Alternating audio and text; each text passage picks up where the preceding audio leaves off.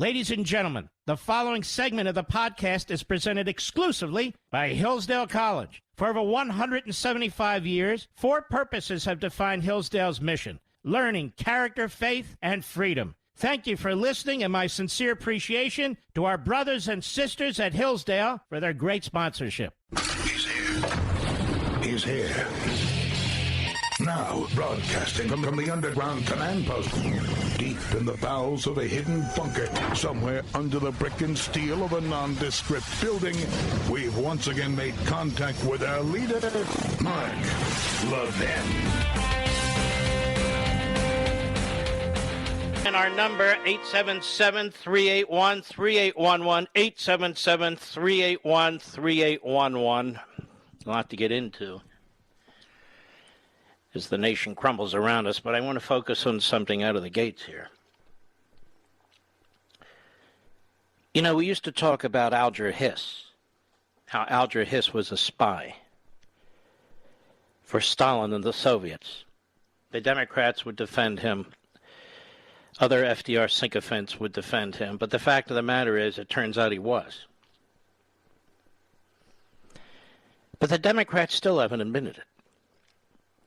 Now look at this guy, Eric Swalwell. Eric Swalwell is still on the House Intelligence Committee. He's being protected by the Democrat leadership, in particular Nancy Pelosi. Swalwell slept with a communist Chinese spy while serving on the Intelligence Committee, while seeking the removal of our president. And he still sits there. Pretty shocking stuff. Former Senator Ted Kennedy, as Paul Kengor and others have pointed out, worked with the Kremlin through former Senator John Tunney, another liberal Democrat from California, to try and defeat Ronald Reagan in his re-election effort. Bernie Sanders has been a sycophant for every communist revolution and regime on the face of the planet. Most recently, Venezuela, but also Nicaragua, among others. Bill DeCamio of New York City, who's done more to destroy that city than any foreign enemy could, was also a mouthpiece for the communist regime in Nicaragua. And now we have John Kerry. John Kerry. We had Benedict Arnold during the Revolutionary War. We've had others. John Kerry, former Democrat presidential nominee for president, former lieutenant governor of Massachusetts, former senator from Massachusetts, former Secretary of State, giving aid and comfort to the Islamo-Nazi regime in Iran, which chants death to America. Reminded me of the John Kerry half a century ago, in 1971, testifying in front of Bill Clinton's mentor, segregationist and racist, J. William Fulbright, in which John Kerry smeared the American troops who had fought in Vietnam as butchers, as Genghis Khan types, giving aid and comfort to the North Vietnamese and the Viet Cong. More communists. John Kerry, according to a New York Times piece, and we know the New York Times is always accurate, John Kerry has been giving information to the Islamo-Nazi regime in Iran. Now, you got to go all the way to the end of the article. At the beginning of the article, New York Times, Iran's foreign minister in leaked tape says Revolutionary Guard set policies. Wow, that's pretty breaking news. In any event, there's a 3-hour tape where this Mohammad Javad Zarif was interviewed by a friendly newspaper for 3 hours, and that tape leaked. It's a little bizarre. If you're going to talk to a media of any kind, you assume that at some point that's going to be public. But I printed out the story. So there's the first page. There's the second page.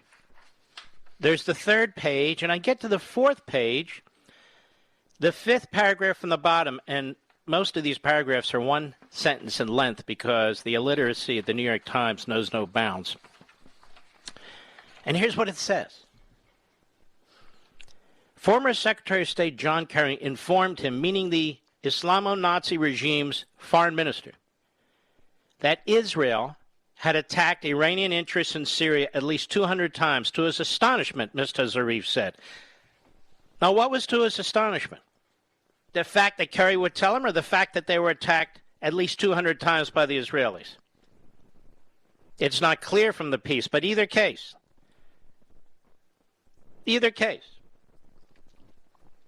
that he's shocked that John Kerry would tell him this? Or he's shocked that the Israelis did it over 200 times? I suspect it's the former. Because John Kerry's flunkies are out there saying, no. That was already in the newspapers. Well, if it's already in the newspapers, then what exactly is Zarif's astonishment? That the Israelis did it 200 times? No, if it's in the newspapers, it shouldn't be his astonishment. I'll tell you what he's astonished. That a former Secretary of State to the United States would be telling the Iranian foreign minister that Israel had attacked Iran's interests in Syria at least 200 times. That is what's shocking. And the spin, of course, these are liberals, these are Democrats, so they lie. They can't help it. This is who they are. They're psychopaths. So they lie. The party of Eric Swalwell, the party of Ted Kennedy, the party of Bernie Sanders, the party of Bill de Blasio. Yeah. That party. The party of the New York Times in 1932, there was a mouthpiece for Stalin. The party of the New York Times in 1959, that was a mouthpiece for the Castro brothers. That party. And so now what's going to be done about this? First of all, they asked Psaki about it, and she gave a very profound and in-depth response. Cut 17, go. In tapes obtained by the New York Times, Iran's foreign minister says that former Secretary of State John Kerry informed him that Israel attacked Iranian interests at least 200 times. As the Secretary has shifted roles, he still continues to represent the United States on a world stage. Does the President have any comment or reaction to Kerry telling the Iranians about covert military action on the part of Israel? We're not going to comment on leaked tapes. We're not going to comment on leaked tapes. Yeah, but we'll comment on trials that haven't been completed yet. We'll comment on all kinds of stuff, but not on leaked tapes. See, Biden and Kerry are carousing buddies. That's the truth. They were carousing buddies. They were in the Senate a very, very long time. About the same age.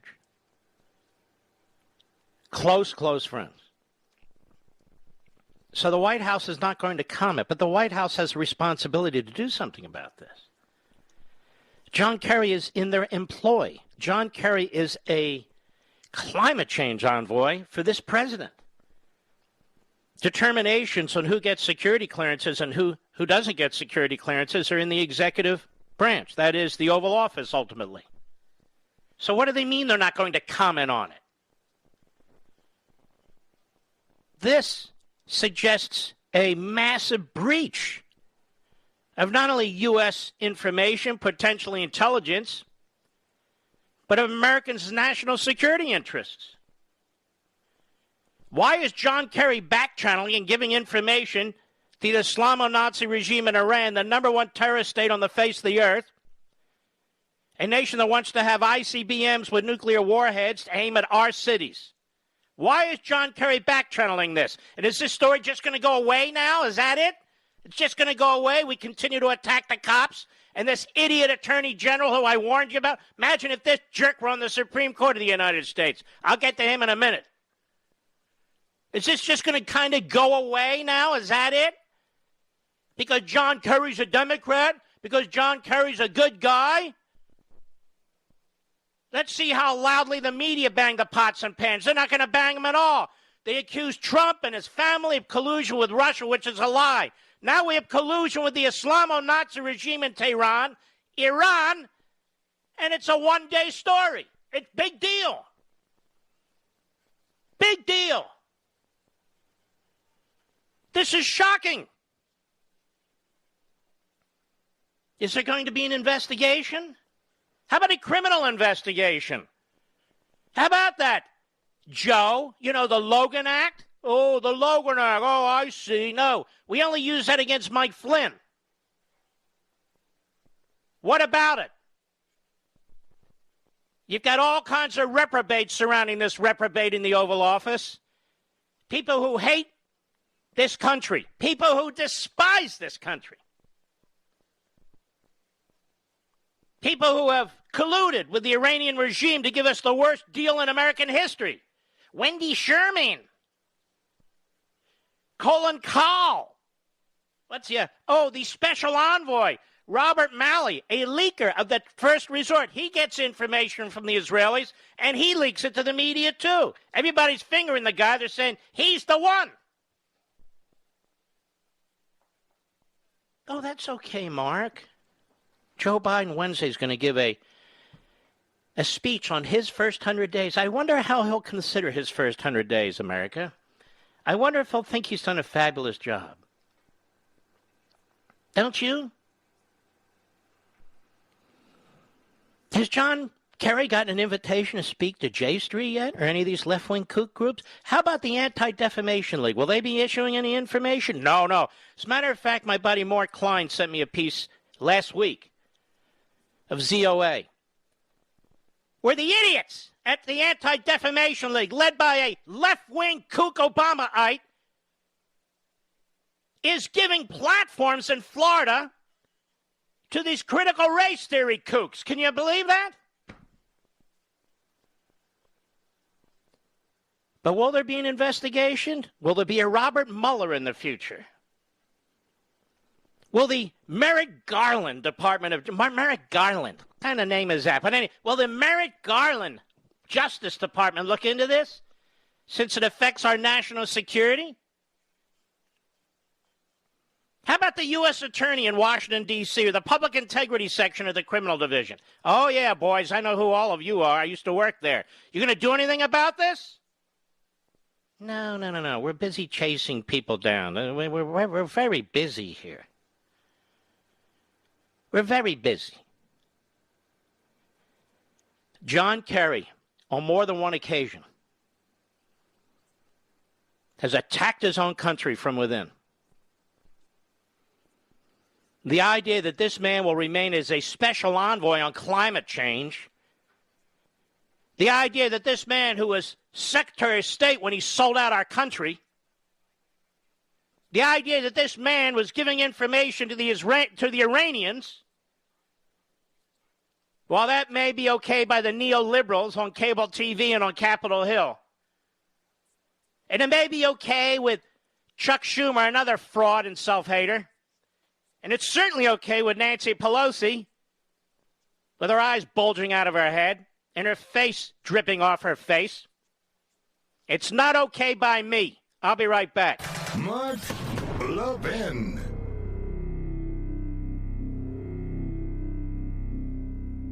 I know you love freedom. How do I know that? Because you listen to my show. And my show and everything I do is all about preserving freedom and the form of government that secures it for us. It's the same with Hillsdale College, one of the very best truly liberal arts colleges in the nation. That's why I talk about them all the time, because Hillsdale is committed to pursuing truth and defending liberty. Hillsdale teaches stellar students to defend freedom, no matter what they major in, whether it's science or music or economics or business, whatever. Hillsdale teaches them how to defend liberty. And they do that for you, too, through their free monthly digest of constitutional thought. It's called Imprimis. 5.6 million Americans receive Imprimis for free every month. And you, my friend and fellow freedom lover, should be reading it, too. You can subscribe for free at levinforhillsdale.com. There are no strings attached. Generous donors who want to preserve freedom for future generations make it possible for Hillsdale to send Imprimis to you for no cost every month. So start receiving and reading Imprimis so you can know how to defend the freedom you love. Visit levinforhillsdale.com. That's Levin, Levin, for Hillsdale.com.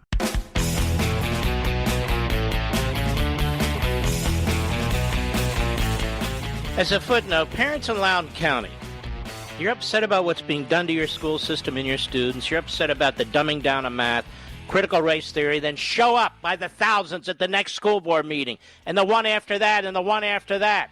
You can't just whine about it. You have to be an activist. How do I know? Because I was one. Because I served on a school board. I was so furious. Show up in big numbers. Nobody does except the union thugs. That's a side issue. Now, what's going to be done? What's going to be done about John Kerry, who gave aid and comfort to the enemy? God knows what else he's told the Iranian regime over the years. God knows what else he's told the foreign minister, their representative to the UN, and so forth. Who is John Kerry? Who is this Manchurian gadfly? We have a right to know. He is a special envoy in the Biden administration. He has access to world leaders anytime he wants. We have a right to know what the hell John Kerry over the decades has said to the Iranian regime. We have a right to know. And the only way to find out is through a congressional investigation. I know Republicans want to investigate. That doesn't get it done. Or a criminal investigation, which takes it in a different way, but I don't care. How can Joe Biden, who sat in the Oval Office in January 2017, urging a criminal investigation with the FBI director sitting there against Mike Flynn based on the Logan Act? How does this man escape it? I'll tell you how. Because of the types of people they appoint in this government. Merrick Garland. It's not enough that we have a record number of cops retiring and resigning. It's not enough that we don't have enough cops who want to, or individuals who want to be cops. It's reached code red, 5 alarms. And now this idiot attorney general, who was voted into that slot by Republicans as well as Democrats, is doing what the Obama administration did. You know what they're doing? They're investigating pattern and practices of these different police departments. You know what that means? Ask Baltimore. Baltimore has 700 cops.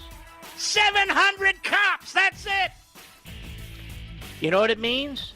They're nationalizing these local police forces. They call them consent decrees. They're taking them over, literally taking them over, managing them from the phony Civil Rights Division at the phony Department of Justice. I'll be back. We can't give up on this John Kerry.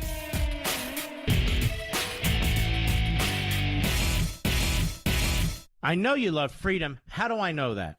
Because you listen to my show. And my show and everything I do is all about preserving freedom and the form of government that secures it for us. It's the same with Hillsdale College, one of the very best truly liberal arts colleges in the nation. That's why I talk about them all the time, because Hillsdale is committed to pursuing truth and defending liberty. Hillsdale teaches stellar students to defend freedom, no matter what they major in, whether it's science or music or economics or business, whatever. Hillsdale teaches them how to defend liberty. And they do that for you, too, through their free monthly digest of constitutional thought. It's called Imprimis. 5.6 million Americans receive Imprimis for free every month. And you, my friend and fellow freedom lover, should be reading it, too. You can subscribe for free at levinforhillsdale.com. There are no strings attached. Generous donors who want to preserve freedom for future generations make it possible for Hillsdale to send Imprimis to you for no cost every month.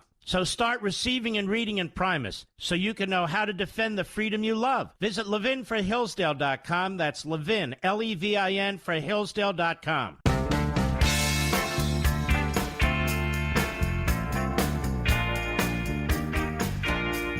He's driving the media mad. Mark Levin, call in with your outrage. 877-381-3811. You know, folks, many years ago, when I was a young Reaganite, I, as you know, served in the Department of Justice. One of my responsibilities early on was to track down a couple of cases involving spies. Now, I'm not going to get into specifics, but I had the highest level of clearance. And I want you to understand something. According to this report, John Kerry spoke to the Islamo-Nazi foreign minister in Iran, who's our enemy, whether the neoliberals in this country believe it or not. Spoke to him multiple times about, or at least once, about Israel being being responsible for attacks and over 200 attacks in Syria. Now, maybe it's a little quaint, but if an FBI agent had done that, if a CIA agent had done that, if other individuals from our clandestine operations had done that, somebody in the intelligence division of one of the armed force branches and so forth, they would have been prosecuted. Obviously, they would have had their clearances removed. They would not still be holding their jobs, and they would have been prosecuted. So it's very important that we know what John Kerry did, exactly what he did, how many times he did it, and if he did other things with the foreign minister of Iran or other Iranian officials in a way that undermined American national security. We have a right to know this. And to be dismissed by Psaki, the idiot press secretary, the idiot president, is simply not good enough. And so my question is, in all seriousness, will the Public Integrity Section of the Criminal Division of the Justice Department open a preliminary investigation into this? That's where it belongs initially. That's where it goes initially, not even the U.S. Attorney's Office. The Public Integrity Section of the United States Department of Justice's Criminal Division. Are they planning on opening a preliminary investigation to see exactly what took place? And I just want the press corps to know, to quote Barack Obama about the Army Corps of Engineers, I want to remind the press corps in Washington, D.C., corps is about right, though, you have a responsibility to your country. I know Jeff Motherzucker over there at CNN and the Comcast clowns over there at MSLSD and NBC with pukes like the Scarboroughs and Al Sharpton of all people. I know that they are just Democrat cover-up artists. We all know this. But are they ever going to put their country first? I know they hate America. They despise Americans. Are they ever going to put their country first? Do they have any interest in knowing John Kerry's involvement in his dealings with the Islamo-Nazi regime in Tehran? Does it concern them in the least? The greatest state sponsor of terrorism? This is what I mean. I want you to realize that let's use their word, that the infrastructure of the Democrat Party, whether it's in academia, whether it's in the media, whether it's in Hollywood, whether it's in Washington, they hate this country. Because this is not a pass. You don't give a pass for this. You want to get to the bottom of this. But they didn't want to get to the bottom of Eric Swalwell, who was sleeping with the enemy. They didn't want to get together with Ted Kennedy, who's colluding with our Soviet enemies. They don't even know and don't care to know about the New York Slimes and its 1932 and 1959 fronting for two genocidal communist revolutions. They cheer Bernie Sanders, who's a communist through and through. They defend Bill DeCamio, who's a communist through and through. That's right, I said it. It's enough fiddling around here. So they're never going to question John Kerry. So there's two standards, you see. They concoct these theories about the Trumps and their businesses, and they investigate criminally and congressionally and journalistically, and they're looking and they're lying and they're spewing talking points and they're connecting dots that don't exist, and on and on and on. And here John Kerry, here he is in the New York Times. The New York Times, they stick him in the back like they did the Holocaust. They stuck him in the back, way in the back of the article with one sentence. But there it is. There it is. It's there. They wanted to ignore it. They were desperate to ignore it, but they couldn't ignore it. They have the tapes. They have the transcripts. Somebody leaked it to them. And there he is.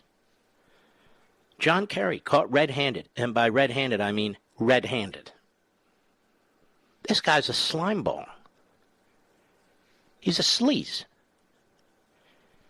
The way he operates, his condescension, how he would throw his military comrades or colleagues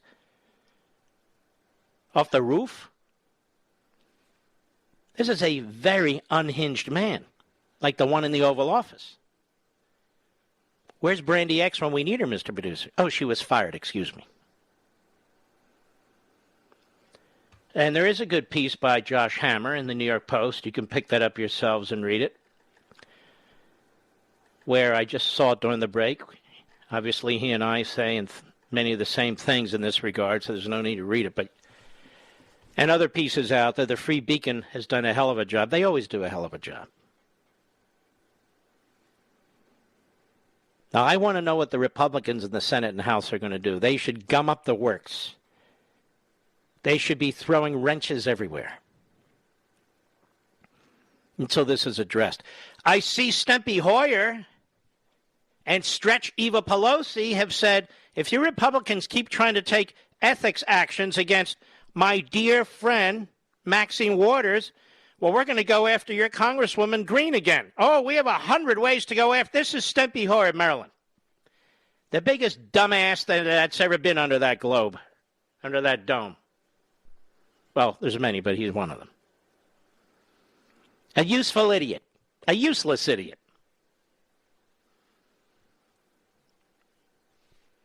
They don't want to know anything. They don't want to know anything. They don't care. He's not a Republican. It doesn't matter to them. He could be working with communists. He could be working with fascists. He is. He's working with a totalitarian regime. How about all you LGBTQ group members? Are you upset about this? That John Kerry's working with the Islamo-Nazi regime in Iran that executes gays left and right and does it in particularly horrific ways? Does it bother you that he was cozying up to and working with that regime in Tehran? Does it bother you in the least? Because I don't hear anything. Hello? I don't hear anything. How about Greenblatt over there at the Anti-Defamation League? Who's defecating all over himself, may I say. Where are you, Greenblatt? Does this concern? No, it doesn't concern me. I'm a self-hater. Doesn't bother me.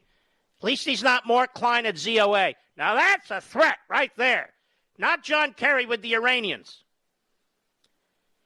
Folks, some of you are saying, okay, enough of the Iranians. Ladies and gentlemen, we have a former Secretary of State, a former Democrat candidate for president, a guy who's a special envoy on climate change, meeting the communist Chinese, going all over the world, speaking for you and me without our authority. The question is, did he aid and abet the enemy? It's a fair question. And we need to know.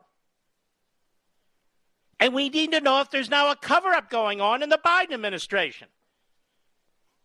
We need to know if there's a cover-up in the Oval Office. We need to know if this Psaki's involved in a cover-up. There needs to be some kind of a preliminary Department of Justice investigation, and people should hammer this fool, Merrick Garland. Thank God he's not on the Supreme Court. Thank you, Lord. While he's trashing police departments all over this country. I'll be right back. Mark Levin.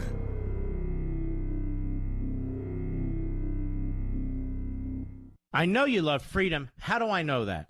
Because you listen to my show. And my show and everything I do is all about preserving freedom and the form of government that secures it for us. It's the same with Hillsdale College, one of the very best truly liberal arts colleges in the nation. That's why I talk about them all the time, because Hillsdale is committed to pursuing truth and defending liberty. Hillsdale teaches stellar students to defend freedom, no matter what they major in, whether it's science or music or economics or business, whatever. Hillsdale teaches them how to defend liberty. And they do that for you, too, through their free monthly digest of constitutional thought. It's called Imprimis. 5.6 million Americans receive Imprimis for free every month. And you, my friend and fellow freedom lover, should be reading it too. You can subscribe for free at levinforhillsdale.com. There are no strings attached. Generous donors who want to preserve freedom for future generations make it possible for Hillsdale to send Imprimis to you for no cost every month. So start receiving and reading Imprimis so you can know how to defend the freedom you love. Visit levinforhillsdale.com. That's Levin, Levin, for Hillsdale.com.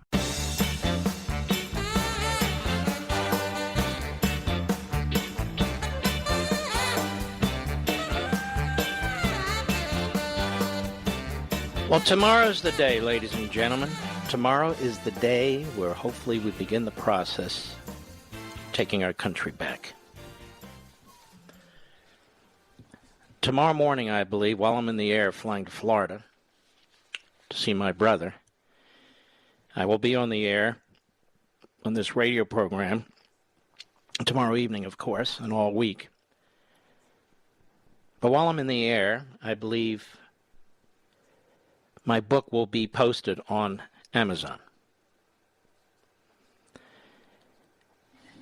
This is like no book I've ever written before.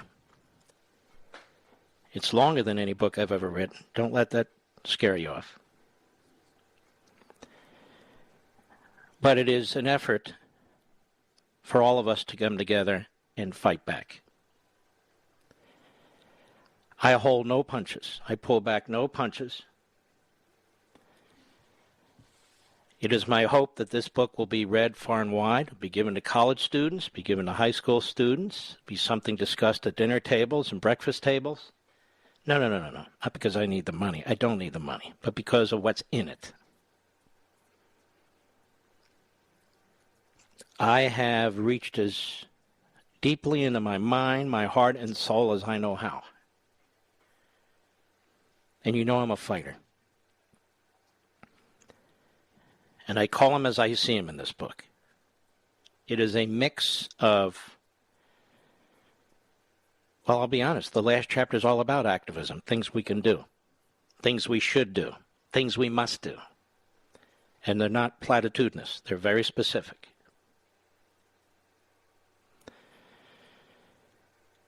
And I dig very, very deeply into a lot of issues. Not just so you'll know exactly what we're talking about, so your children will know exactly what we're talking about, so your neighbor, so your colleague, so your partner, so everybody will know exactly what's going on and exactly what's taking place. And the goal here is the same goal I had as a young man when I worked hard in Pennsylvania for the Reagan Revolution. The same goal I had when I was elected to my local school board to stop what the local teachers union were doing to our citizens, and we did. The same goal I had, although I had no idea there was a Tea Party and they had no idea that I had written a book, but they came about simultaneously. And you and I, we launched a movement. And Donald Trump, who was a great president, the more you think about his presidency, the more you think about what Joe Biden's doing, a great president. But now we have to defend our country. And more than defend it, we need to go on offense. Let them defend themselves from us. No, I'm not talking about violence. Let them defend themselves from us. And so we need to open a multi-front push, a pushback, if you will. So beyond that, I'm actually not allowed to get into it. So what I'm hoping is that we can push hard, get as many of these books out as humanly possible. You can go on Amazon tomorrow. At some point tomorrow, it's going to be posted, my publisher tells me. We're going to see if there's any efforts by anybody to censor me, I will not tolerate it for 1 second. But trust me, it could happen. And I will fight every way I know how. With you, legally, however it is. Because this is still America with a C, not America with a K, as the 1960s New Left radicals used to spell it. And I will not be silenced. No way. And so I'm hoping this is just the beginning of what will be a unified battle, political battle, governing battle, battle of ideas, battle to push back. We're going to defend our country by going on offense. This is my prayer. This is my hope. So tomorrow you might want to keep an eye out. I'll mention it to you tomorrow night. I'll remind you. Because I want to get as many pre-orders as possible out there. And then when the book is actually released, because it's actually going to be released on July 13th, we are moving heaven and earth to get this out as fast as possible at my insistence. Most books take 4, 5, 6 months. 4 months is fast, 5 months, 6 months is scheduled. I said, no, there's no time for this. There's no time to wait. And my family will tell you. My bags have bags under my eyes. It's unbelievable. And to the last moment, Sunday, I was putting the final touches on the book. And I turned it in Sunday night. And I said, let's go. Let's roll. We have police departments to defend. We have a border secure. Classrooms to take back. Free speech to express. We've got a lot to do. And we can't waste our time. I'm not your typical radio host. I'm not your typical television host. I'm not even your typical author. I've been born an activist, and I'll always be an activist. I'm on a mission to make sure my children and grandchildren and your children and grandchildren can still live in a free, prosperous, and fantastic country. But we're losing it. And as I said to my wife, not on my watch. I'll be right back.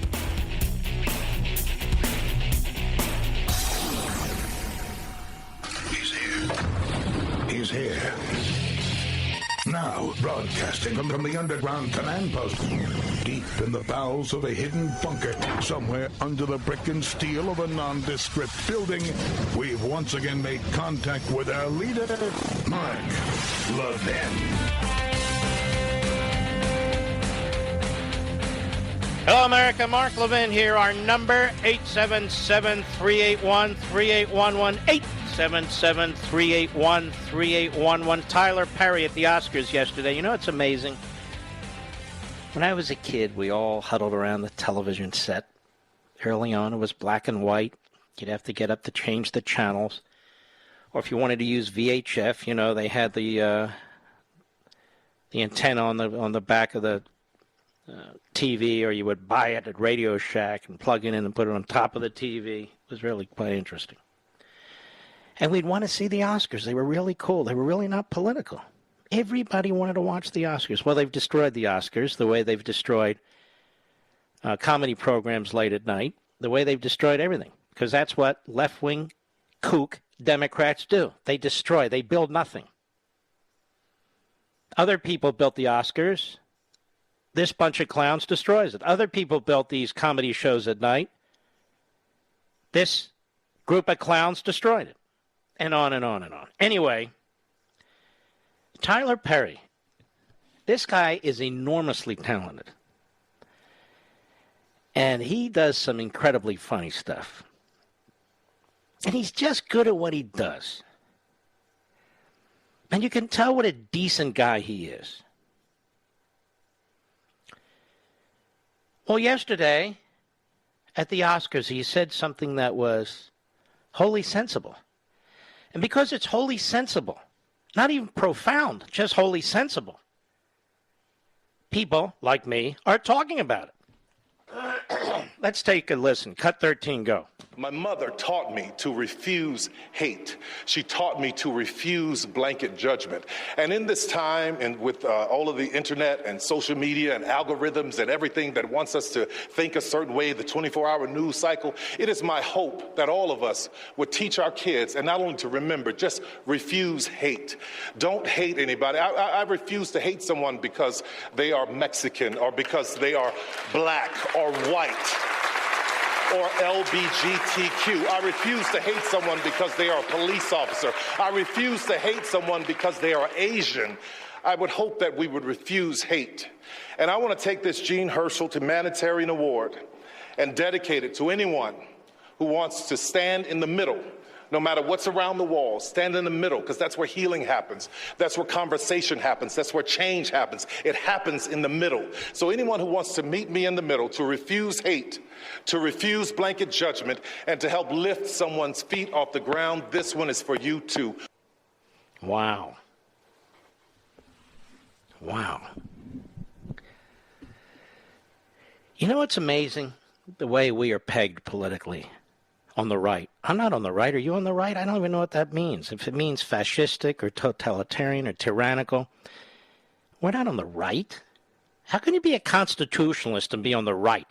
How can you believe in the Declaration of Independence and the genius of that document and be on the right? How can you support individual liberty in a colorblind society and equal justice for all under our justice system? Not equity and equality from economic perspective. No. That's communism. We're talking about a free and open society. How can you be on the right? This is the narrative that the Democrats push all the time. They are clearly on the left. They're not constitutionalists. They're great heroes. Crowley and Dewey and Wilson and many more progressive intellectuals, they rejected the Declaration of Independence. The Declaration of Independence, simply put, is a statement of enlightenment, of reformation, of Judeo-Christian values. That's it. That's what it is, brilliantly and concisely stated. That there are unalienable rights, that there are natural laws, that there are actual truths, that everything doesn't have to be figured out by man. Some things are what they are. Like it's wrong to kill somebody. You don't really need to noodle over that too much, do you? Or steal their property. Think of the 10 Commandments and the Golden Rule. The 10 Commandments and the Golden Rule. If you follow the 10 Commandments and the Golden Rule, then you're a great human being. That's all it takes. But not if you're of the left. No. Evil. Diabolical. Nasty, vile, control, manipulate, centralize, manage, narcissistic, egomaniacal. You see, that would be Joe Biden and his party today. Last night on Life, Liberty, and Levin, I asked Leo Terrell, who's a super patriot, just a wonderful man, why does the Democrat Party hate America? And you see, ladies and gentlemen, we need to talk plainly. We need to speak factually. The Democrat Party hates America. It's always hated America. It hates the Declaration of Independence. It hated it when Lincoln used it as a hammer against the Confederates. They hated it in the late 1800s and early 1900s. How do we know? They said so. They wrote about it. They hate it today. When's the first time? When's the last time they bring up the Declaration of Independence? They are constantly quoting whom? And most of the time they don't even know it. Well, we'll discuss that more tomorrow. So here comes Tyler Perry in the middle of a radical left-wing confab that they call the Oscars. They shouldn't call it the Oscars anymore, Mr. Producer. You know what they should call it? The Carls, after Karl Marx. It's the Carls with a K. It's not the Oscars. So at the Carls last night, he's one of the few who stood up and he brought up the cops. You don't hate people just because they're cops. Right there and then, without saying it, he was challenging Black Lives Matter. I wish there was a way in this country, in city after city, that the cops could defend just those who support them. That the cops could defend Republicans and defend those Democrats who support them. And all the people who hate the cops, all the people who talk about the cops as racist, systemically this and systemically that, all the people who back organizations, Marxist anarchist groups like Antifa and Black Lives Matter, who attack the cops, I wish they had to fend for themselves. The problem is, it's impossible in most cases to discern one from the other. But wouldn't that be fantastic? So now all of us suffer, particularly people in the cities, with this massive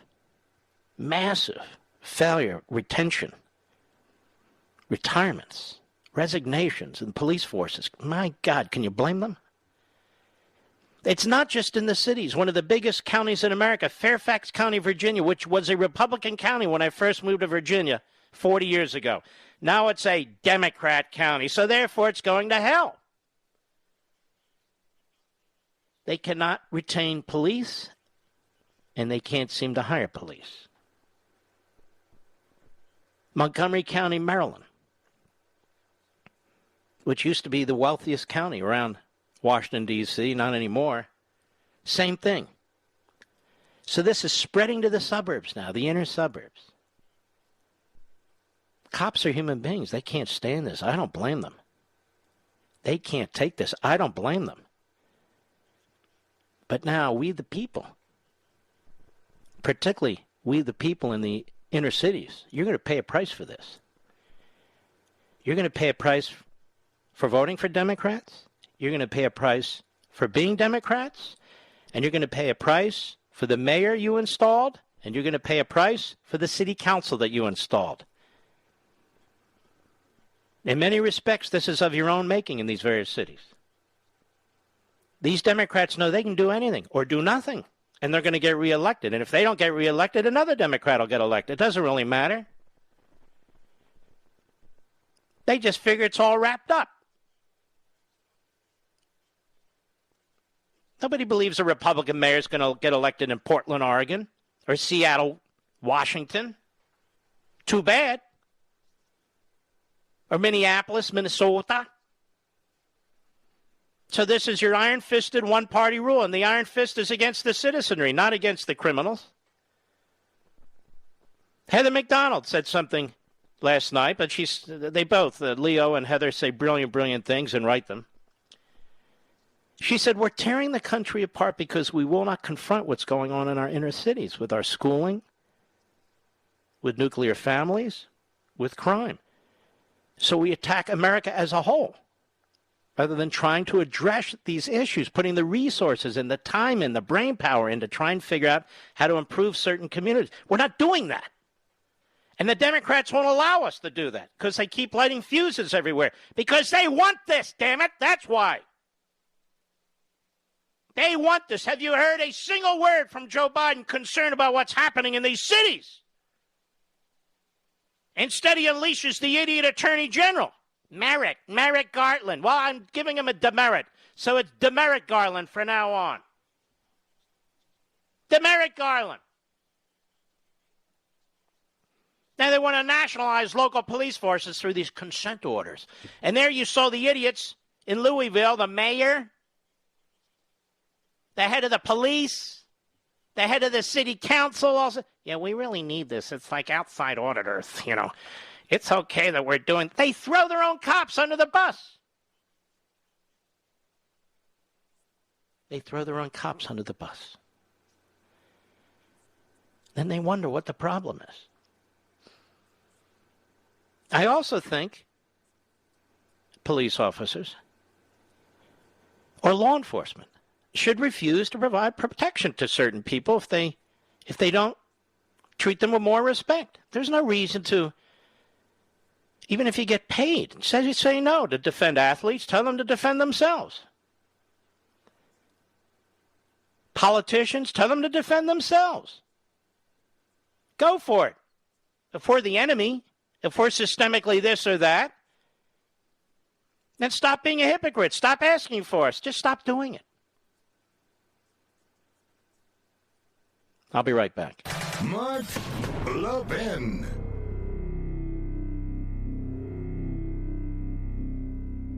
Over 2,000 of you, my listeners, made the switch from overpriced wireless carriers to Pure Talk over the past few months. We want the rest of you to join us and to see what we're talking about. If you're with AT&T and Verizon or T-Mobile, your family could save over $800 a year just by switching to Pure Talk. You get great coverage, you can keep your phone and your number, and you'll save a fortune. Pure Talk is the top-rated wireless company by Consumer Affairs with the absolute best consumer service team based right here in America. Does that sound good?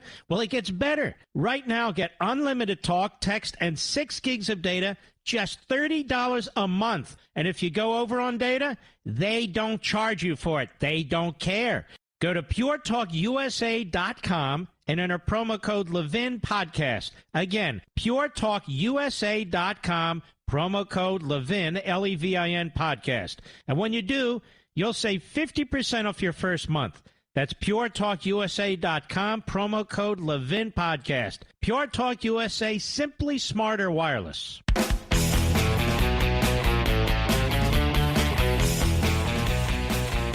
Liz Cheney believes that she's the titular head of the Republican Party. She's telling you who leads the party, who doesn't, who's qualified to be president, and who isn't. Basically, anyone who disagrees with her or disagreed with her on the election is not qualified to be president or head the Republican Party. Now, this woman has changed considerably since she used to come on this program. Before she was in the House, and then later as she got into the House looking for support. Something has, cracked? Newsweek, House GOP Conference Chair Liz Cheney has suggested that the actions of Senator Ted Cruz and Senator Josh Hawley in Congress on January 6th were, quote, disqualifying, unquote, for their 2024 presidential ambitions. Cheney on Monday told the New York Post that senators who, quote, led the charge, unquote, of objecting to the certification of President Joe Biden's 2020 election win on the day of the Capitol riot should not be considered potential candidates for the next election. Cheney also said that she was not ruling anything in or out when asked about a presidential run of her own. I mean, this woman is an egomaniac unparalleled. I think we have a huge number of interesting candidates, but I think that we're going to be in a good position to be able to take the White House, Cheney told the paper. I do think that some of our candidates who led the charge, particularly the senators who led the unconstitutional charge not to certify the election, in my view, that's disqualified. Look how she lies now. She lies like a liberal. They didn't say anything or do anything that was unconstitutional. They wanted to look at the electors. They wanted to examine what had taken place. And by the way, this has been done every general election cycle in modern times. But she's acting like a leftist. She's acting like she's kind of the Nicole Wallace of the Republican Party now, or the Adam Kinzinger of the House leadership.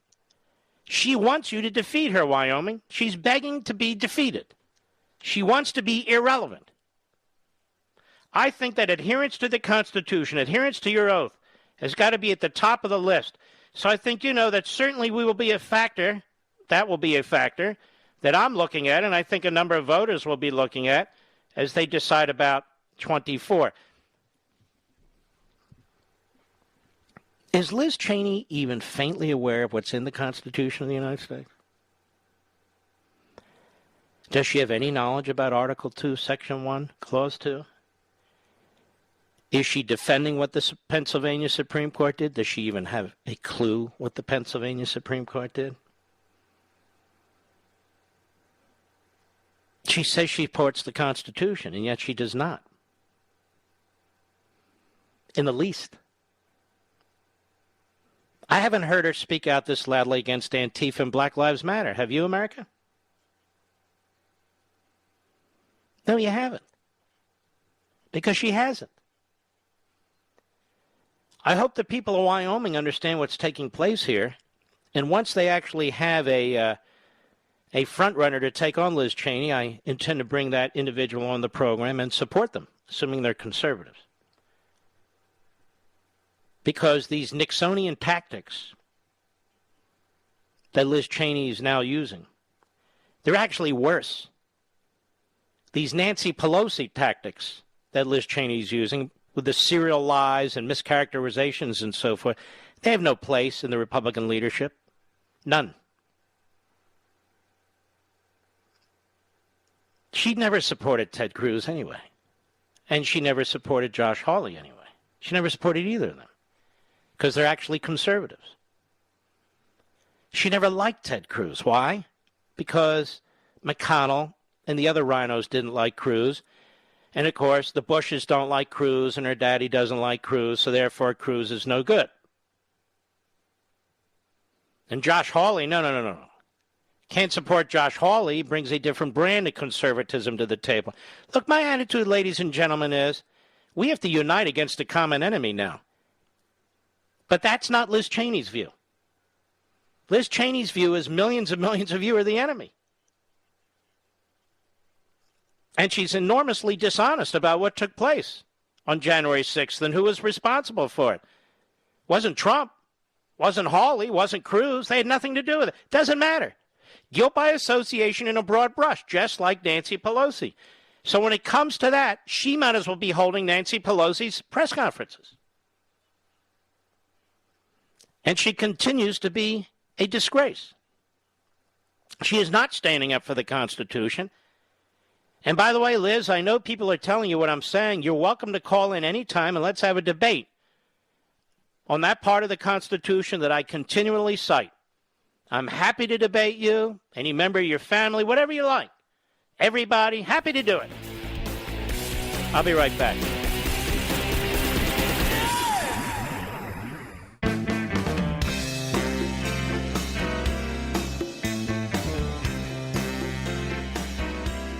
Mark Levin, making conservatism great again. Dial in now, 877-381-3811. You know, ladies and gentlemen, we have real evidence of hate crimes in this country. And these hate crimes are not committed by the police officers in this country. And whether people want to hear this or not, they're not committed by police officers against African Americans. In fact, most hate crimes are not even committed against African Americans. Most murders are committed by young African American males against other young African American males. But that's not my point either. We have all these commissions, we're investigating police departments and on and on. And yet the Federal Bureau of Investigation, we used to call it the FBI, has kept statistics on hate crimes. They've kept statistics on hate crimes. You know who's not at the top? African Americans. You know who else is not at the top? Muslims. You know who is at the top, Mr. Producer? Jews. Jews are at the top of the hate crimes list, according to the Federal Bureau of Investigation.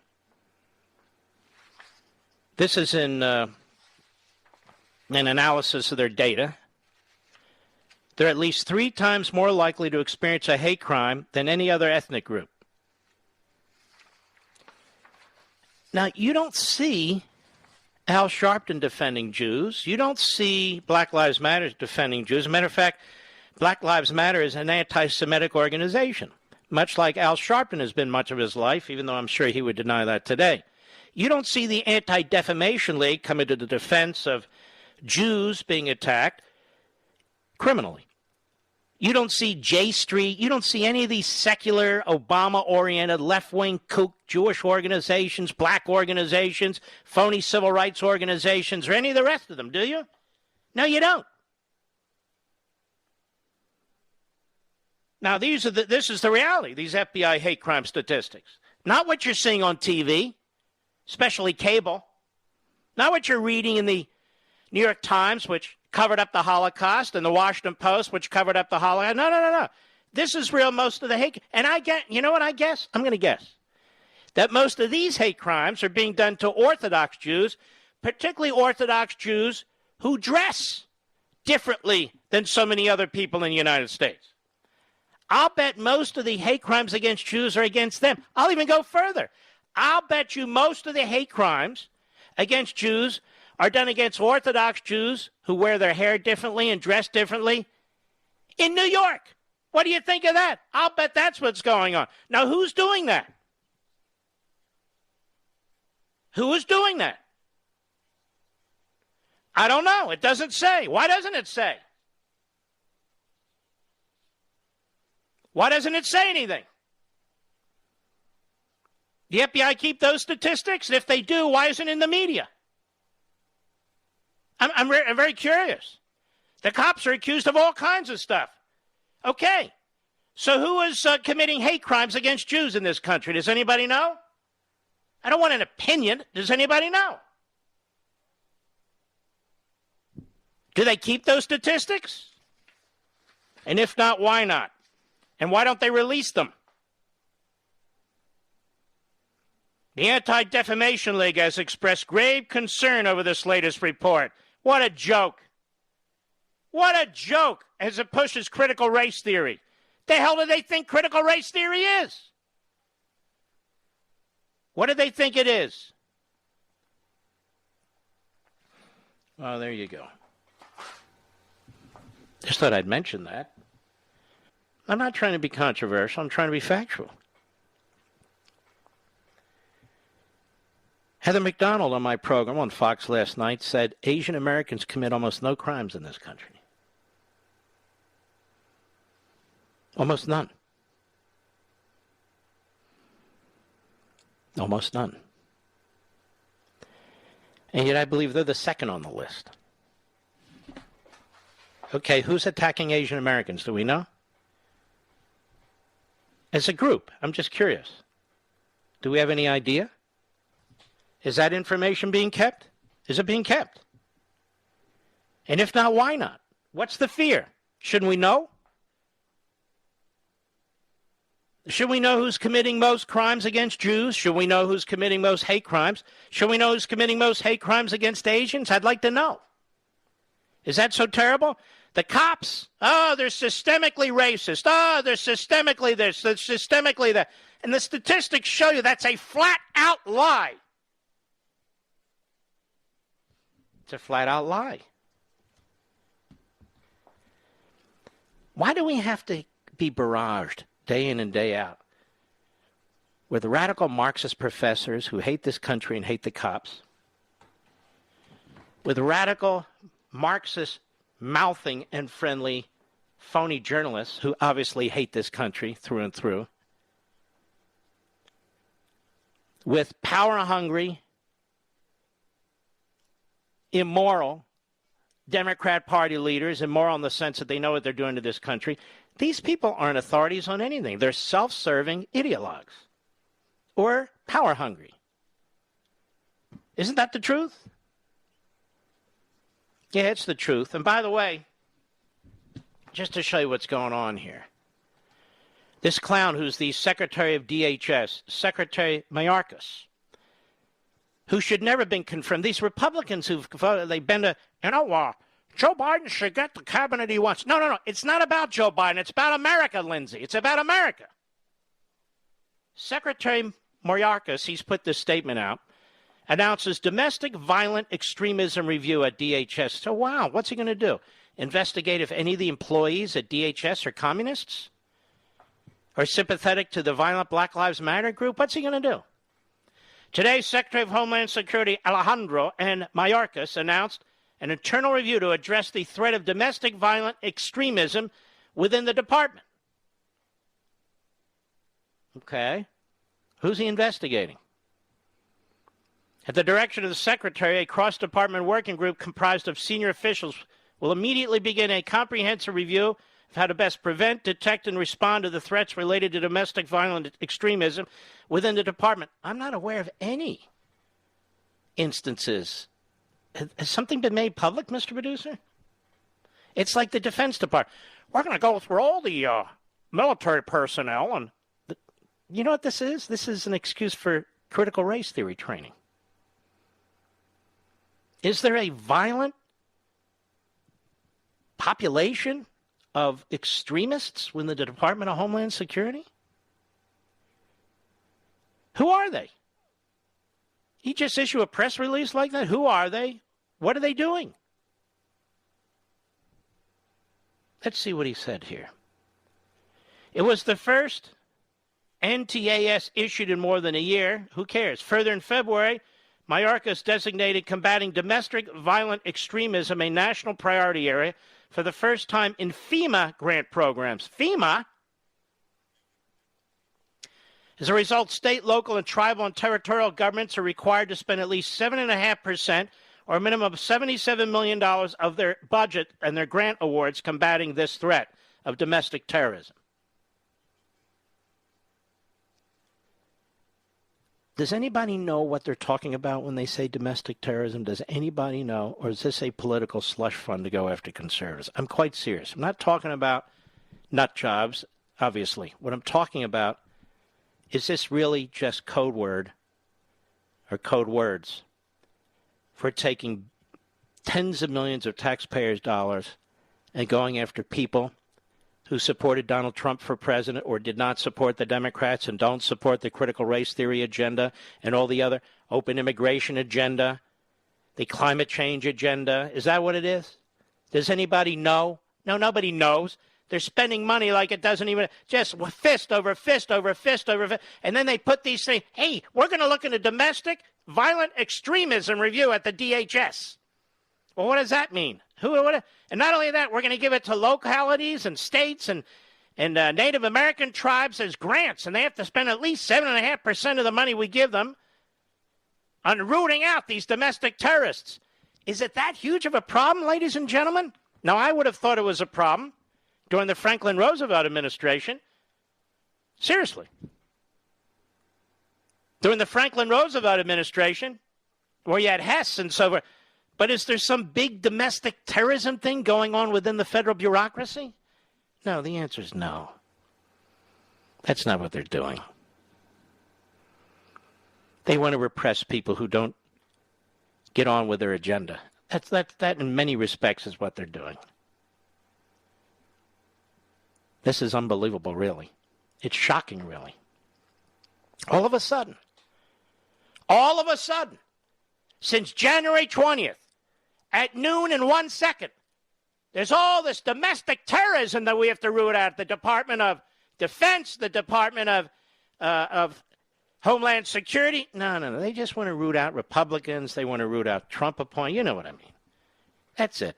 That's what they've considered domestic terrorism. Not Black Lives Matter, which is a domestic terrorist group in my view. Not Antifa, which is a domestic terrorist group in my view. No. Trump supporters, among others. I'll be right back. Mark Levin.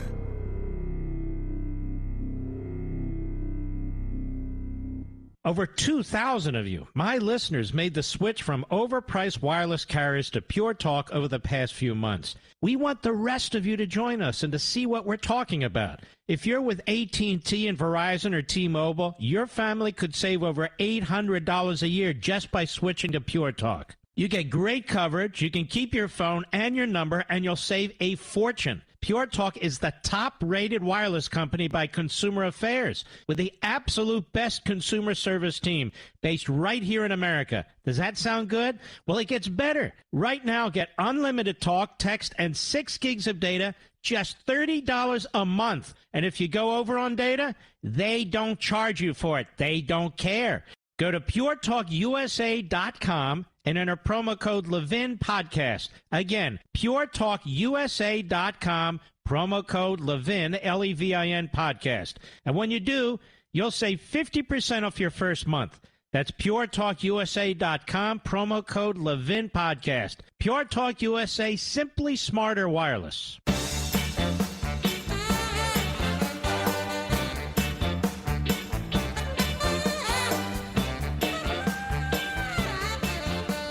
Let me whisper something to you, Levinites out there. I don't know this for sure,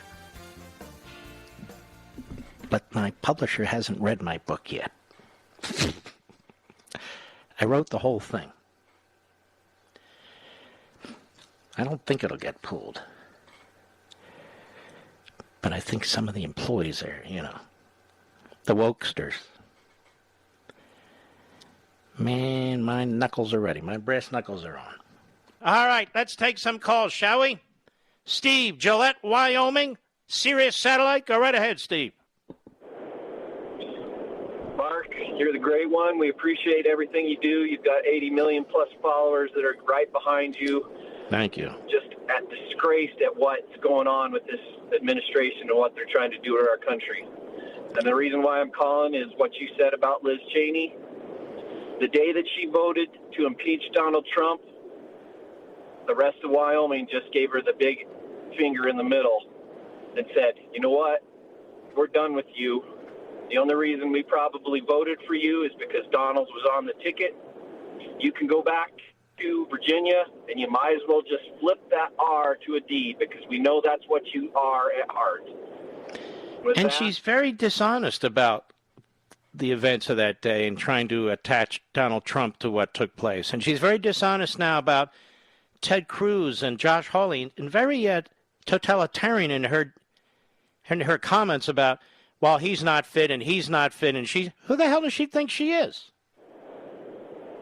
People could have said that about George W. Bush. They could have said it about her father. I certainly wouldn't have. But they could have said things of that sort about them for reasons involving whatever it was, Iraq and so forth. But, most of us did not. Now she's there. Yeah, no, he's not the leader of the party. Who the hell does she think she is? She doesn't speak for me. She doesn't speak for Wyoming either. So you think she's going to have a tough time in a primary? She's going to have a hell of a time in the primary. She's got the mining industry behind her, but she doesn't have the people of Wyoming because she doesn't speak for the people of Wyoming. When she voted to impeach Donald Trump, she just put the middle finger up to us.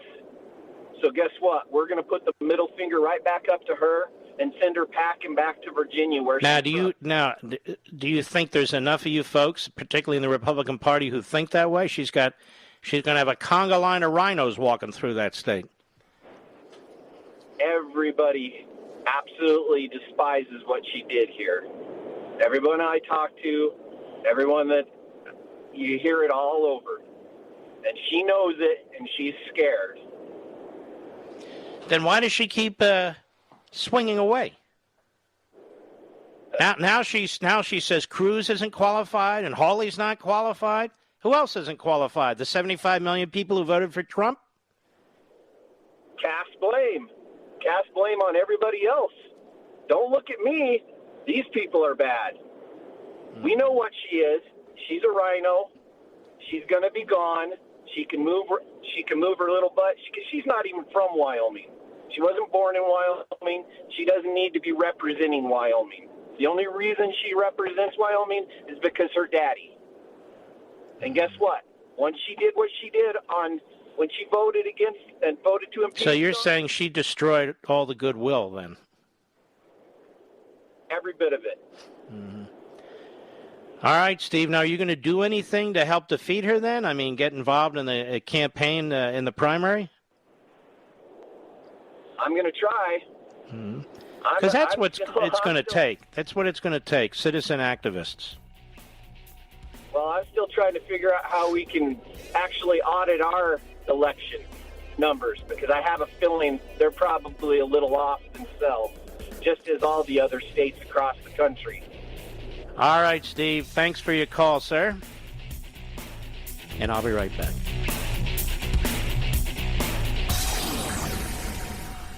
Ladies and gentlemen, this final hour of the podcast is sponsored exclusively by AMAC, the Association of Mature American Citizens. Now over 2 million conservative members strong, AMAC believes in and stands up for the values that we care about: faith, family, and freedom. Thank you for listening, and please support AMAC. And you can become a member at amac.us/join.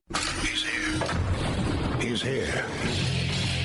Now, broadcasting from the underground command post, deep in the bowels of a hidden bunker, somewhere under the brick and steel of a nondescript building, we've once again made contact with our leader, Mark Levin. Hello, America. Mark Levin here. Our number, 877-381-3811. 877-381-3811. Well, we won't have access to Twitter or Facebook when we link to the Amazon site tomorrow, my new book. I guess somebody else can link to it, right, Mr. Producer? Yeah, exactly. There was a piece in Breitbart that deserved a hell of a lot more attention than it got. It's by Alana,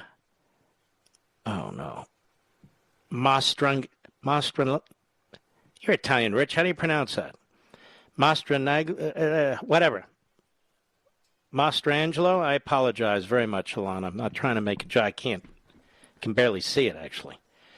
But it was, let's see here, April 21. And Alana, you did a great job. Let me say that to you. And here is the headline. Over 170,000 in the U.S. died from coronavirus in Biden's first 3 months in office. This is why you don't see the charts and the graphs on TV anymore, folks. It's so yesterday. And Trump's not there anyway. We can't blame Biden. We can only congratulate Biden for using Trump's vaccines, you see. More than 170,000 people, listen, 170,000, more than, in the United States have died from the Chinese coronavirus during President Joe Biden's first 3 months in office. Let's see here. Just 1 month later, that number, after January 20, the number had climbed. Now, as Biden completes his third month in office, the nation has suffered a total of 568,379 coronavirus-related deaths. After just 11 weeks in office, the Biden administration saw more than 161,000 deaths due to complications from the virus. Now, as Biden completes his third month in office, the nation has suffered a total of 568,284. I just wonder, when he gives his State of Confusion speech, when he gives his State of Confusion speech, and notice it's on his 100th day in office, if CNN, MSNBC, even Friendly Cable, any of them, they're going to have their little graphics up there and talk about that. Because Biden is going to take a victory lap.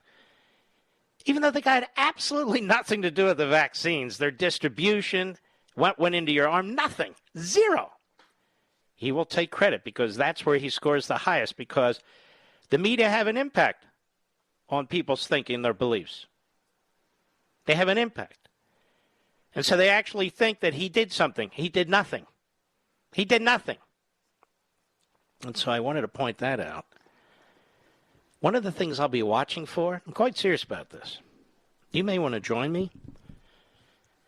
I wonder if the television cameras in the House of Representatives, that's where they do this, will have full body shots of Joe. Now, why do I ask that point, Mr. Producer? Why do I raise that point? Because I think he's wearing Depends.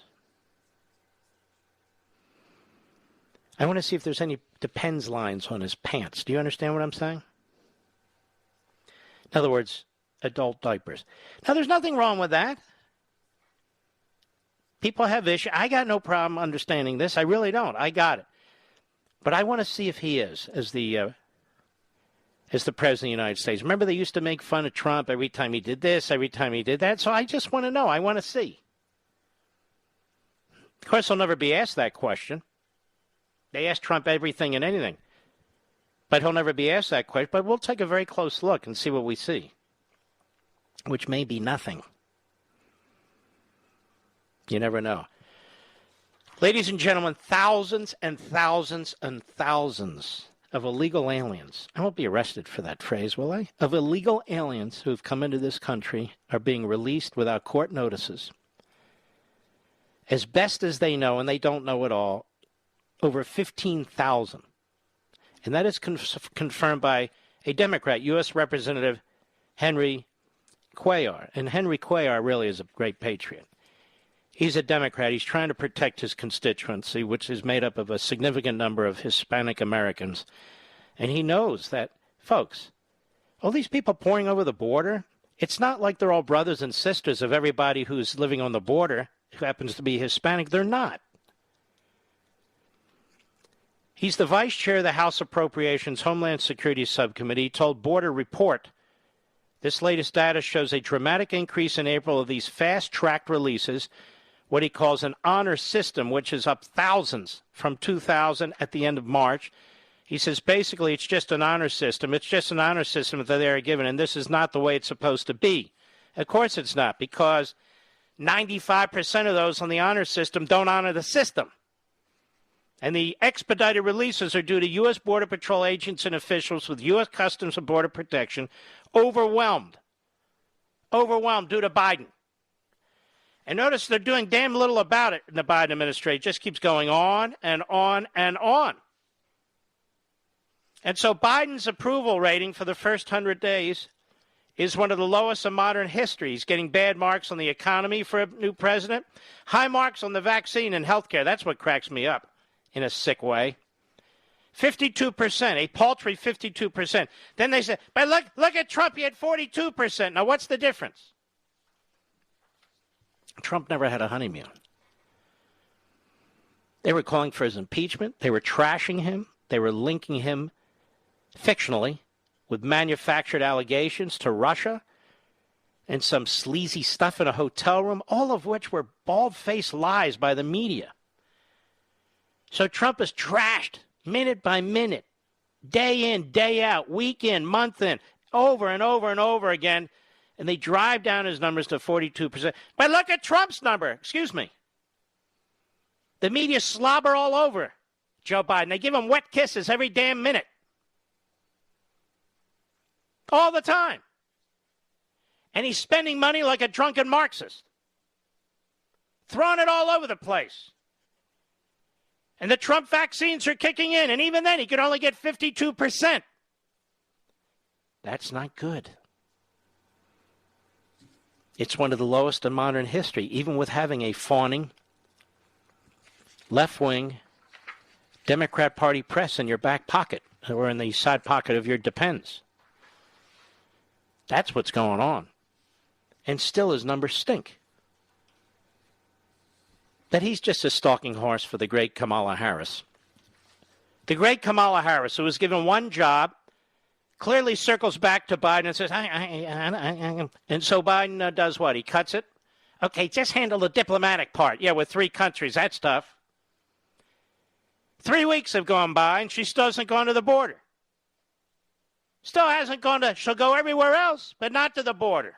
She can't go to the border. Kamala Harris, cut 15, go. USAID, we're increasing our disaster response because, again, of the hurricanes. So, what hurricanes? Is there a hurricane? Anyway, go ahead. Work that has to happen. The kind of work that has to happen is the diplomatic work that we've been engaged in terms of... No, actually, the diplomatic work had been done. These countries had agreed to assist the United States when it comes to so-called refugees. These countries had agreed to assist the United States when it came to deporting people, sending them back home. We had a tremendous relationship with Guatemala, Honduras, the president of Mexico. Things were really clicking. And then you guys come in and you throw turds in the swimming pool, because that's what you do. Go ahead. My calls to the president of Mexico, the president of Guatemala. Wow, she called the president of Mexico and Guatemala. Wow, what a incredible vice president we have, ladies and gentlemen. One of the greats, no doubt about that. Go ahead. And we have a plan to actually have another meeting.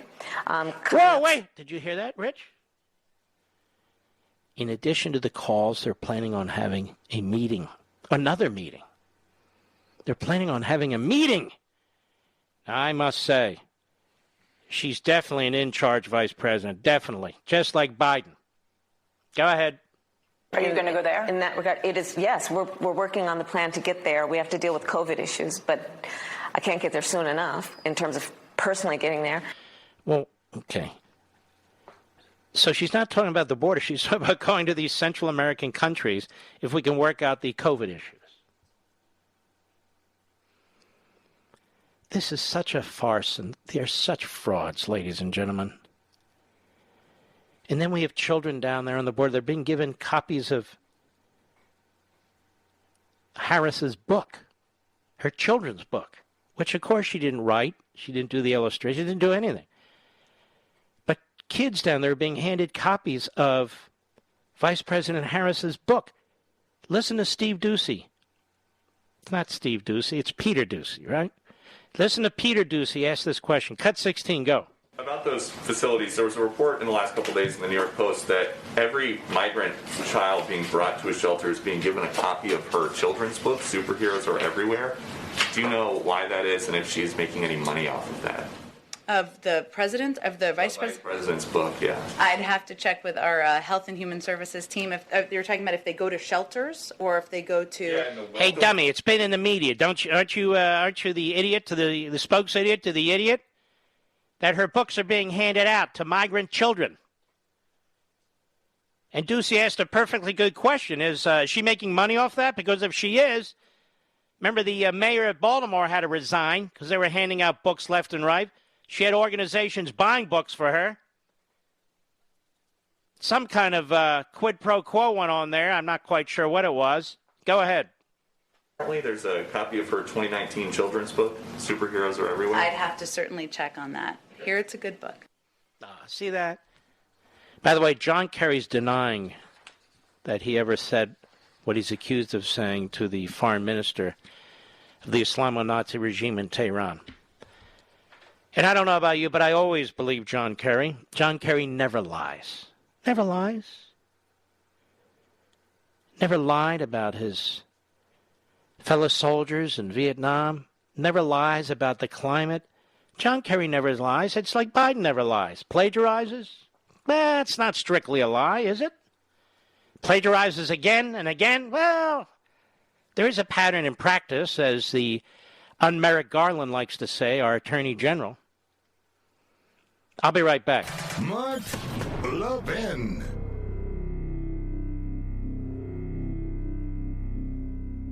AMAC, the Association of Mature American Citizens, is one of the fastest growing organizations in America. Now over 2 million conservative members strong, and I'm one of them. AMAC believes in and stands up for the values that we constitutional conservatives care about. More than talk, AMAC fights. A full-time presence in Washington, AMAC pushes back against reckless spending, disasters like Medicare for All, and the expanding reach of the federal government. And beyond advocacy, joining AMAC gives you access to a wealth of benefits and discounts, including special member-only rates on car insurance, travel discounts, cell phone plans, and a hell of a lot more. And if that's not enough, you'll get AMAC's bi-monthly magazine, full of insightful articles on issues that matter to most of us, we conservatives. As I said, I'm an AMAC member, and you should be too. Join today at amac.us. That's AMAC.us. Stop supporting the liberal agenda that the other 50-plus organization has been pushing for. Join AMAC instead. AMAC.us.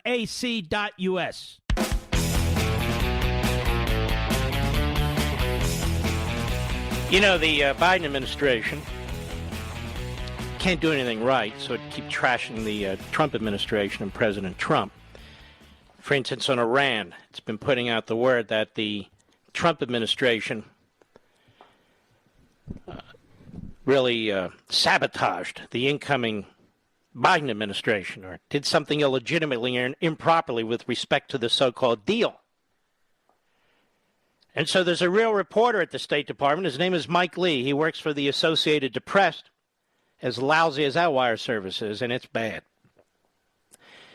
Ned Price is the State Department spokes idiot, as Psaki was once the spokes idiot over there as well. It's a breeding ground of idiots who speak.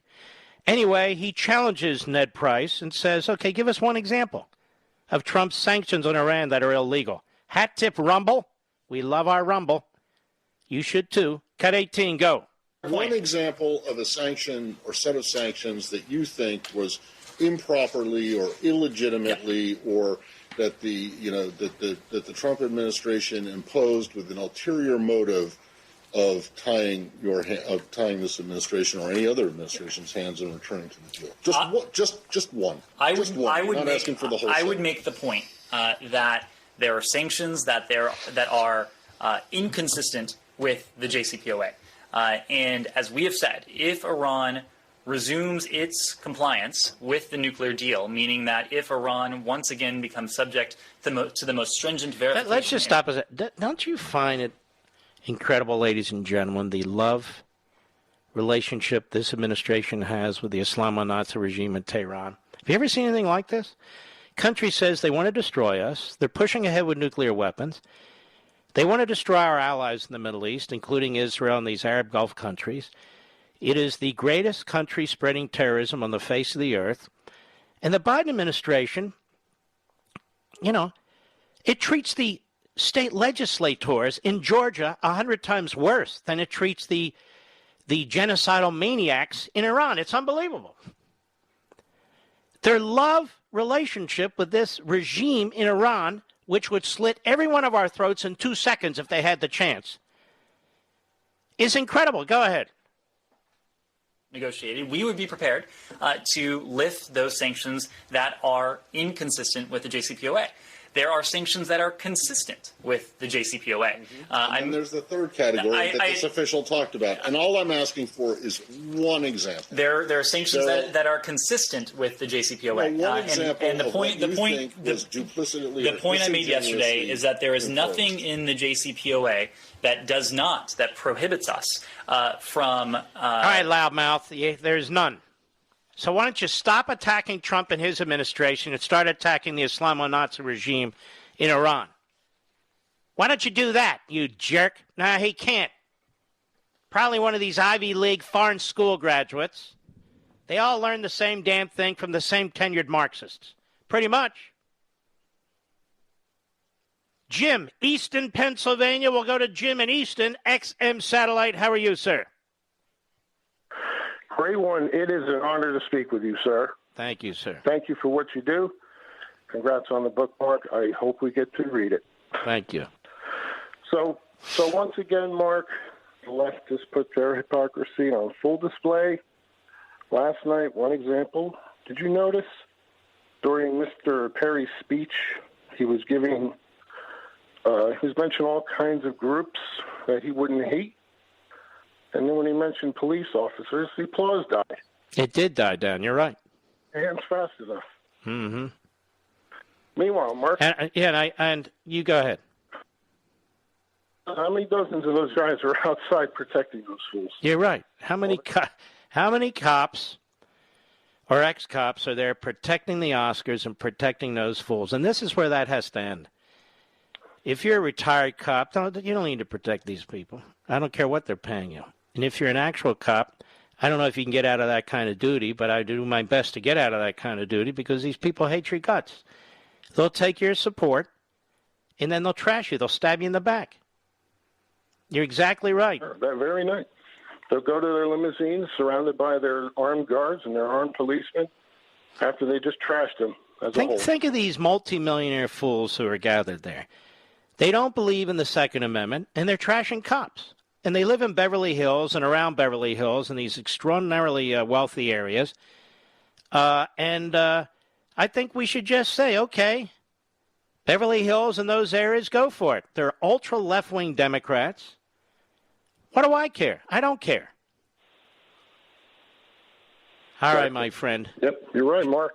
Jim in Easton, I miss Pennsylvania, although not that crappy governor. Good God. And that lieutenant governor is another nut job. All right, Jim, thank you, my friend. Pennsylvania's losing a congressional seat. By the way, Texas is picking up 2. Florida's picking up 1.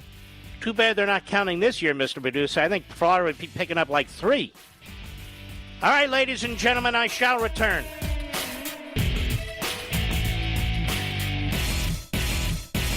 AMAC, the Association of Mature American Citizens, is one of the fastest growing organizations in America, now over 2 million conservative members strong, and I'm one of them. AMAC believes in and stands up for the values that we constitutional conservatives care about. More than talk, AMAC fights. A full-time presence in Washington, AMAC pushes back against reckless spending, disasters like Medicare for All, and the expanding reach of the federal government. And beyond advocacy, joining AMAC gives you access to a wealth of benefits and discounts, including special member-only rates on car insurance, travel discounts, cell phone plans, and a hell of a lot more. And if that's not enough, you'll get AMAC's bi-monthly magazine, full of insightful articles on issues that matter to most of us, we conservatives. As I said, I'm an AMAC member, and you should be too. Join today at amac.us. That's AMAC.us. Stop supporting the liberal agenda that the other 50-plus organization has been pushing for. Join AMAC instead. AMAC.us.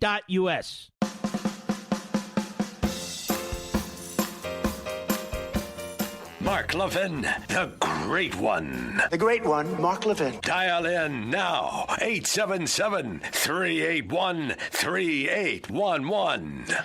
Let's go to Tom, Long Island, New York, the great WABC. Tom, how are you, sir? Good evening, Mark. God bless you. And God bless you. I'm a former Navy veteran. I'd like to know what's going on with our border. Mm-hmm. Where is Vice President Kamala Harris? What is going on?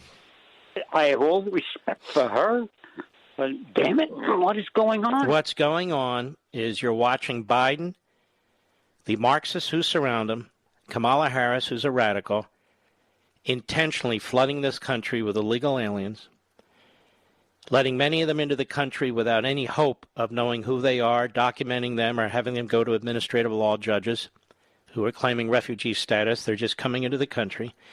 They're actually being bussed into the interior of the country, flown to places in the country, because this is how the Democrat Party, among other ways, intends to change the voting population.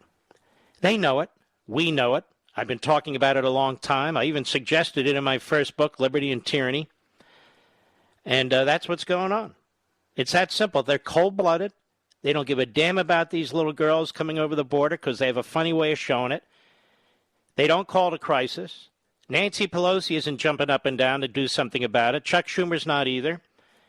And they want these people coming into the country to believe that it's the Democrat Party that's going to take care of them, that's going to bring them here, so they figure they'll have another 100 years of control.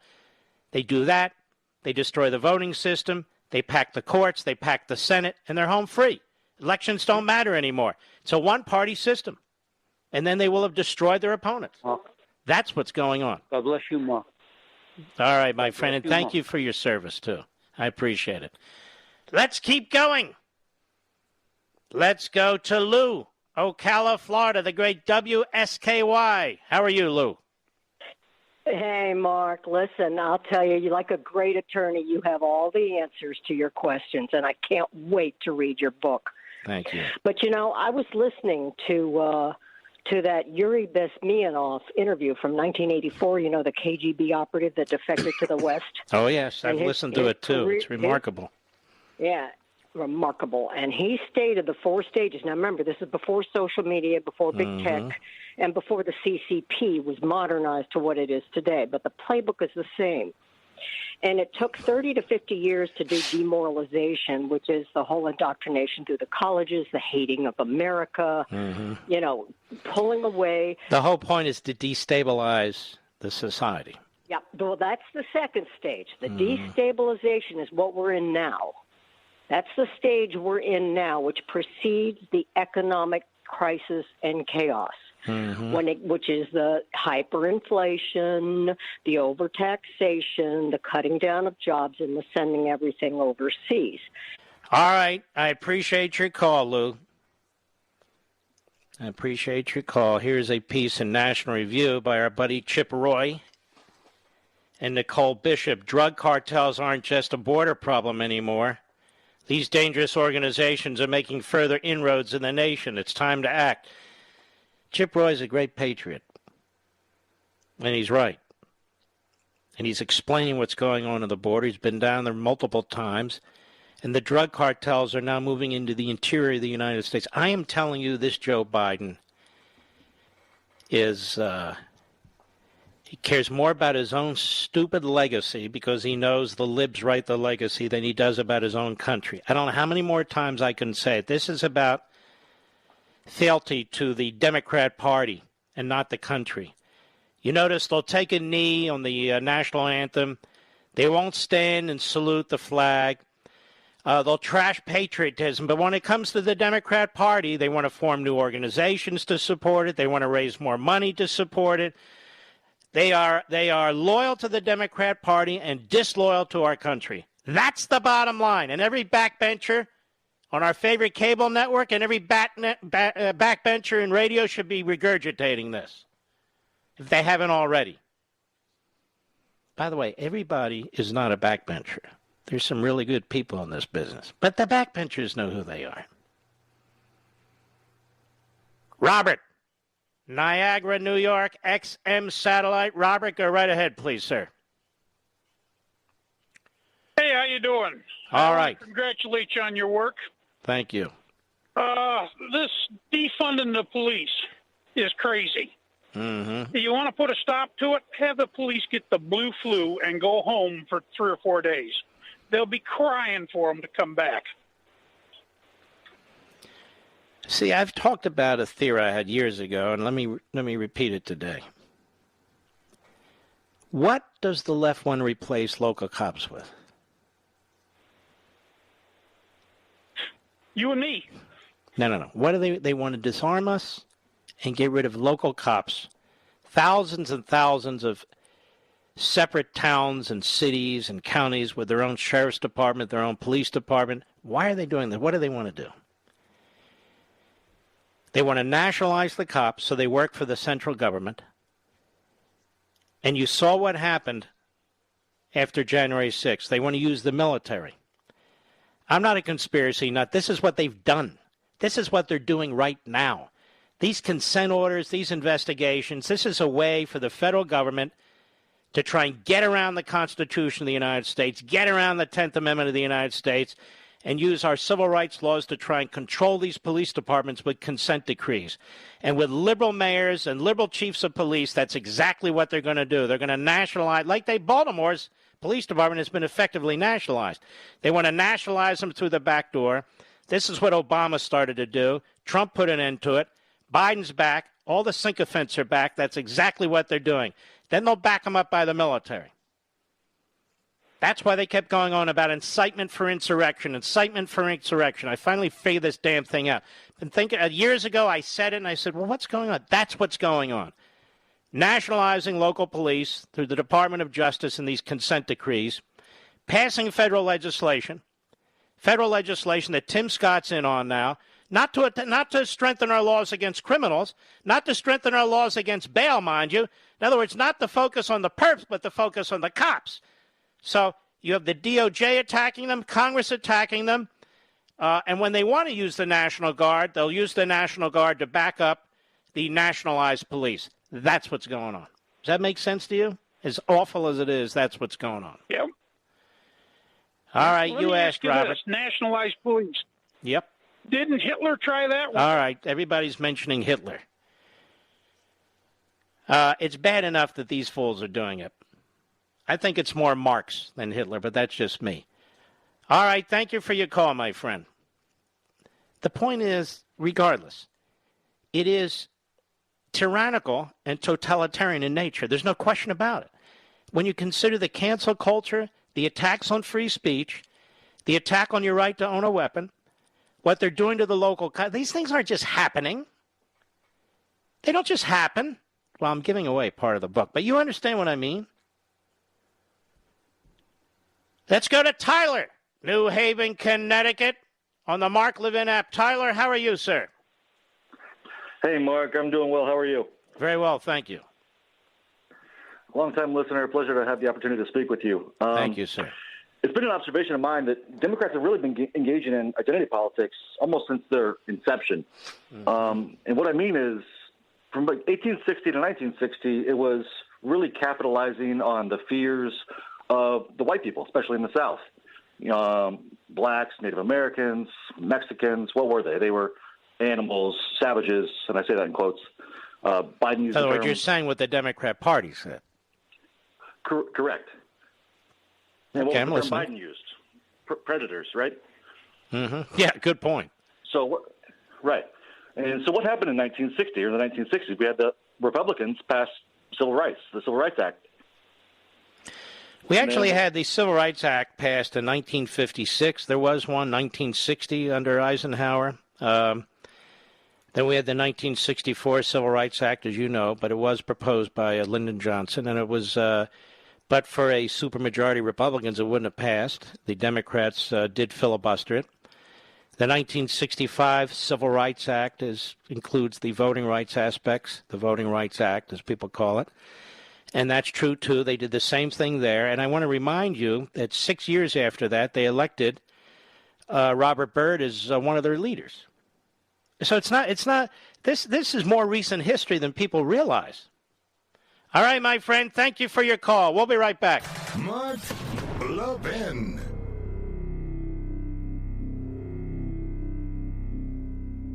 AMAC, the Association of Mature American Citizens, is one of the fastest growing organizations in America. Now over 2 million conservative members strong, and I'm one of them. AMAC believes in and stands up for the values that we constitutional conservatives care about. More than talk, AMAC fights. A full-time presence in Washington, AMAC pushes back against reckless spending, disasters like Medicare for All, and the expanding reach of the federal government. And beyond advocacy, joining AMAC gives you access to a wealth of benefits and discounts, including special member-only rates on car insurance, travel discounts, cell phone plans, and a hell of a lot more. And if that's not enough, you'll get AMAC's bi-monthly magazine, full of insightful articles on issues that matter to most of us, we conservatives. As I said, I'm an AMAC member, and you should be too. Join today at amac.us. That's AMAC.us. Stop supporting the liberal agenda that the other 50-plus organization has been pushing for. Join AMAC instead. AMAC.us.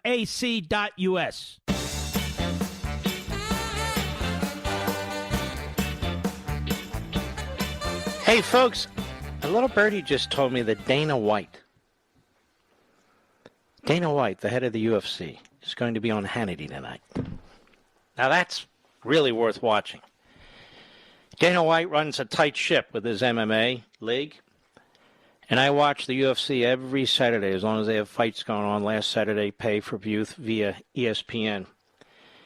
That was tough to watch. Do you realize, Mr. Producer, 2 fights, the men broke their legs? Did you see that? And in case of one of the gentlemen, I'm not going to get into names because most people don't know the names. It literally not just broke his leg in half, but his leg was broken into pieces. And the earlier fight, a young guy, he's 25 years old, one of the kicks went right behind his knee. I don't know that he broke his leg, but it took his leg out, and it looked like there was severe damage to his leg. It was hard to watch all that. Very hard. The reruns are even harder. It's like, give you a warning. Well, the warning was I couldn't watch it again. You know, because the first time you're surprised. You go, oh, my God. It is. It's horrendous when that happened. But Dana White, who I have tremendous admiration for, didn't buckle to any of this critical theory crap or any of the politics or anything else. His league is about what their purpose is, fighting. Just like baseball's about baseball and football's about football. But not anymore. And so UFC, really MMA generally, is one of the few areas where you can go if you just want to watch sports without being politically molested. Our friends at the Daily Caller. Apple retail groups continue lobbying Congress on Chinese slave labor bill. Well, at least they get the vote over there in China. There's no, Jim Crow over there. No, but there's Xi Crow. Lobbying disclosure forms filed with Congress this week show that Apple and several retail trade groups continue lobbying on a bill that would crack down on forced labor in China. This is so hideous. It's really unbelievable.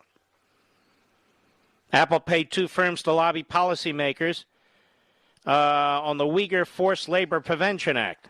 The Washington Post has previously reported that one of Apple's lobbyists sought to soften language on the bill.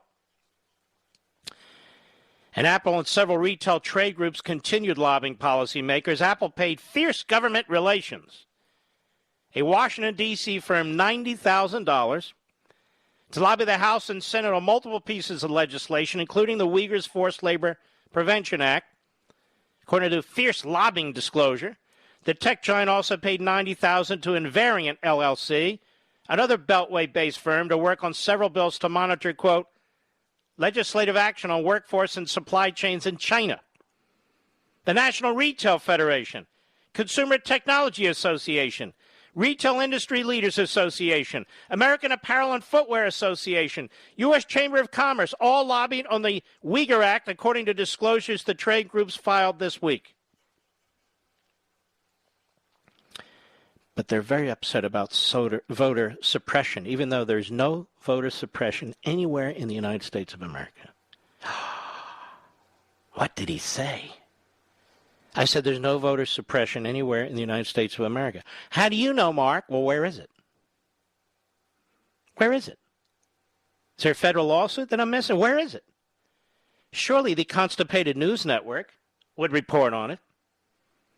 And the most constipated of the hosts, Fake Tapper, he would report on it. What about MSLSD?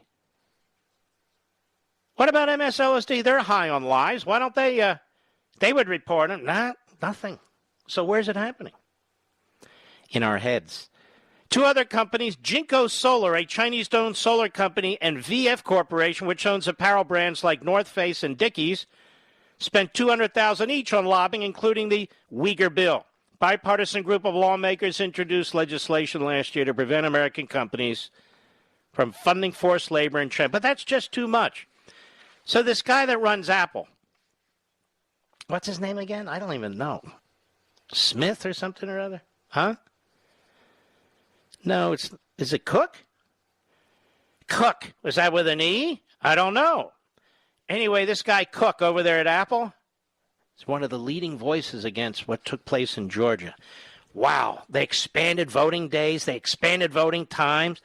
They put out these drop boxes that they never had before. They require voter ID. There it is. That's Jim Crow right there. Last time I got on an airplane, I had to show my license twice, Mr. Producer. Yes, exactly. I had to show it to the TSA to get through. Fair enough. Then to get on the plane at the gate, they wanted to see it again. Like somehow in between in the men's room, I changed my licenses or something. Obviously systemically racist. Ladies and gentlemen, we salute our armed forces, police officers, firefighters, and emergency personnel.